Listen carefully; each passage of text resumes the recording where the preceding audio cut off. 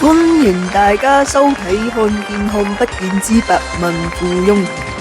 嚟到100萬嘅問題，以下哪項係視障人士喺日常生活中常見嘅人為障礙 ？A. 低頭玩手機嘅行人，喺毫無預兆嘅情況下同你玩人肉碰碰車。B. 路邊亂放嘅雜物，一個唔留神，你唔好話視障人士啊，行人都隨時撲崩個鼻。C. 過馬路分心嘅行人，呢位朋友，我知道 Eric 好靚仔，但你想 free hug 嘅話，都要事先講聲先㗎。D. 引路徑上擺放雜物，連視障人士你都想碰瓷，你良心唔會痛嗎？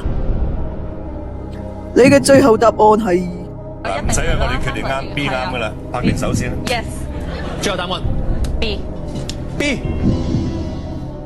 啱嘅，無論你答 A、B、C、D 都係啱嘅，因為呢啲都係視障人士喺日常生活中常見嘅人為障礙。